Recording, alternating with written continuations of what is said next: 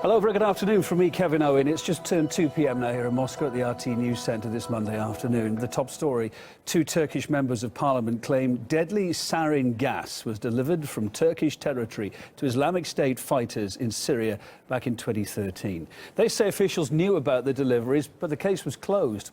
The opposition MPs say they have evidence, too, to back up the allegation, and they presented it in parliament. A prosecutor said that some people in Turkey have contacts with the terrorist organization ISIL, supply and transport the key ingredient of sarin. We spoke exclusively to the MP.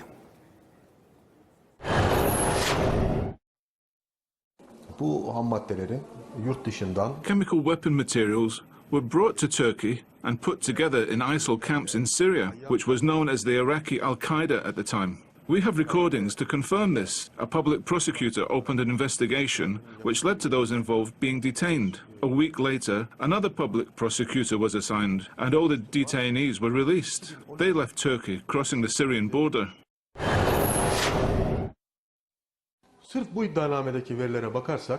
The phone recordings in the indictment showed all the details of how the shipment was going to be made, from how it was prepared, to the content, the labs and the source of the materials, which trucks were going to be used, all dates, etc. From A to Z, everything was discussed and recorded. Despite all of this evidence, the suspects were released. The incident Eren Erdem recounted took place, as we said, back in 2013. In August that year, rockets filled with sarin struck a Damascus suburb. Turkey blamed the Syrian government at the time for the attack.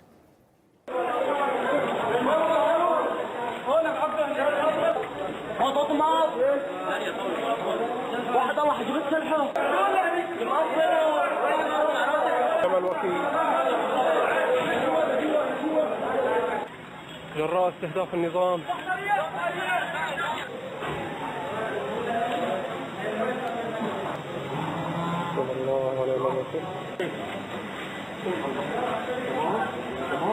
Well, as we continued speaking to Eren Erdem, he thinks the two incidents are indeed linked.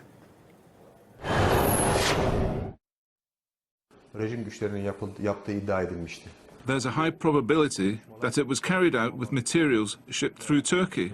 It was claimed regime forces were behind it, but in my opinion, examining the dates and the indictment, the Syrian government didn't have sarin gas. It was the attackers who possessed it. As far as I understand, this case was closed, just to place guilt on the Syrian government. The shipment is through Turkey, but all basic materials were purchased in Europe. Western sources know very well who carried out the sarin gas attack in Syria. They know that these people are working for Al-Qaeda. The West has been hypocritical over the whole situation.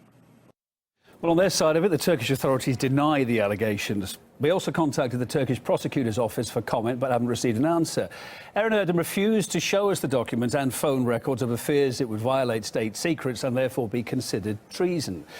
His concerns, it seems, though, aren't without grounds. Recently, 2 Turkish journalists were arrested after breaking the story of Ankara reportedly smuggling weapons into Syria. They're now facing up to 45 years in prison because of it.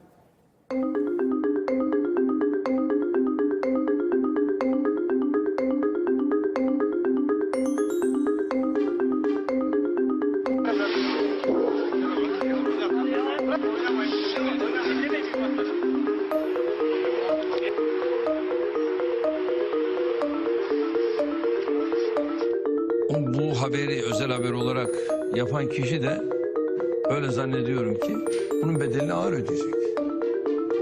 Öyle bırakmam onu.